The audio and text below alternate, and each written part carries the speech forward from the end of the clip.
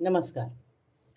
विज्ञान धर्म विश्वमंडळातर्फे शिवमहिम्न स्तोत्रातील पुढील श्लोक आज प्रसारित होत आहे. अहरहर नवद्यांधूर्जटे स्तोत्रमेतत् पठति परमभक्त्या शुद्धचित्तः पुमान् यः स भवति शिवलोके रुद्रतुल्यस्तथात्र प्रचुरतरधनायुः पुत्रवान् कीर्तिमांश्च. तर या पुढच्या ह्या श्लोकामध्ये आपल्याला इथे फलश्रुती सांगितलेली दिसते.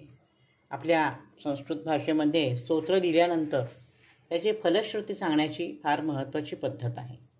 तर इथे फलश्रुती सांगताना पुष्पदंत म्हणतो की अहर हरनवद्यम. अहरहा म्हणजे प्रतिदिन म्हणजे दररोज. अनवद्यम म्हणजे दोषरहित. हे दोषरहित परमपवित्र असं स्तोत्र. धुर्जटे हे धुर्जटित स्तोत्र. धुर्जटी स्तोत्र सुद्धा या शिवमहिम्न स्तोत्राला काही ठिकाणी म्हणतात. धुर्जटी म्हणजे शंकर. हे शंकराचा परमपवित्र स्तोत्र जो कोणी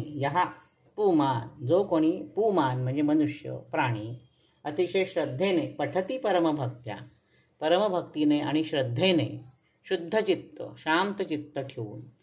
चित्त ठेवून मनात कुठल्याही विकारांना थारा न देता जो कोणी हे स्तोत्र वाचेल रोज तर काय होईल? प्रचुरतर धन प्रचंड संपत्ती मिळेल, आयुष्य मिळेल, दीर्घायुष्य मिळेल, आरोग्य मिळेल, पुत्रवान म्हणजे त्याला पुत्रप्राप्ती कन्याप्राप्ती होईल आणि कीर्तीसुद्धा मिळेल, कीर्तीसुद्धा प्राप्त होईल.